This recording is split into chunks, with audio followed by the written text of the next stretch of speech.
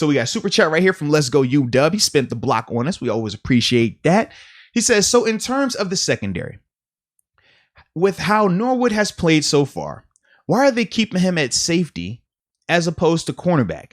Since he seems to excel more in coverage, I think he could beat out James Pierre or Justin Lane. I was thinking the same thing. He looks more like he has a body for the cornerback. I think he does as well, but I feel like that cornerback room is crowded. And I think the coaches are high on the cornerbacks that they currently have. In terms of like your James Pierre, your Cam Sutton, obviously Joe Hayden, right? Even Arthur Milet to an extent. Antoine Brooks is real. Like we know it's a ton of names we're naming. I didn't even mention Mark Gilbert. Like it's a ton of names there. Whereas when we talk about the safety room, not as crowded. Not as crowded. He's the third guy right now, right? So even though if you're Coach Tommy, you know that Trey projects to be a corner, he probably could project to be a nickel corner as well.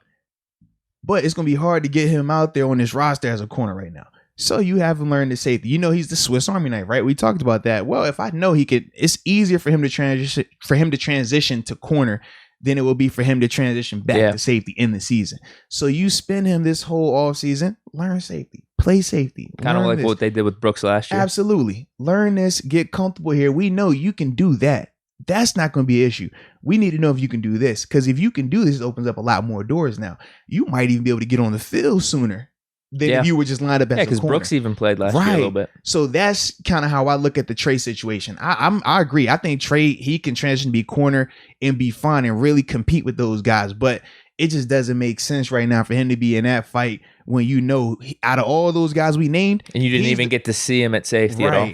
And he's the only guy of those corners that we named that we feel can legitimately transfer back there to play safety and at least hold his own. Now, I still feel like Trey can be a good safety. He just has to understand, and this is the point of the preseason. I'm glad that play happened with Quez Watkins. He needs to feel that, because in practice, we broke it down, right? We said in practice, you can kind of come up there and hesitate, and you're going to get a false sense of security that you made that play, that guy isn't bursting out that smokestack like that, and you got time. But in all actuality, baby, you don't have time. It is literally a split second of my eyes find this angle, and I got a trigger right now. He's going to learn that because of that situation. So for Trey, man, I think that he's still progressing in the right direction, man. You're going to have those bumps and bruises, but you want that this time of year for Trey, man. But yeah, I definitely like the thought process though with that, man. No, yeah, I think you brought up all good points there, because I was wondering that. He looks like he is a way better body type to be a slot corner. Yeah.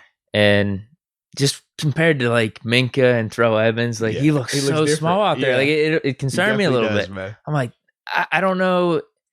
He's going to be getting mossed all the time. And then whenever Watkins just flew by him. Maybe he'll be like Earl Thomas type. I was a little concerned, but all right. You kind of squashed that a little bit there. That's the mindset, though. That's because you're not expecting him to come in and start at safety.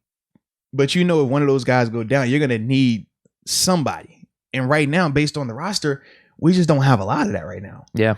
You know, I feel like we have a ton of veteran corner stuff, right? We talk about Arthur Milet. That brings, like, that's the type of guy that you would think of in that third safety role of, okay, we got a guy like that. But right now we just don't. I thought Miles Killebrew would have been that guy, but they put him at linebacker. Yeah.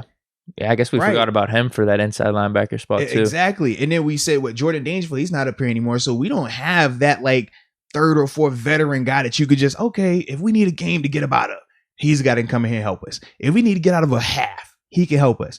So, yeah, you got to try to train Trey. You have to try to train Trey. Yeah. Yeah, because if you're putting him at slot corner or in just that cornerback competition, what is he, maybe fifth or sixth on the depth chart, maybe even seventh? And then you're like, yeah, we should cut him. We need to cut him, but we don't have a backup safety. We haven't been practicing him at all at safety, so we don't really know. Yeah, now we got to cut him. Now we have no safety. So that's actually a perfect explanation. It makes 100% sense.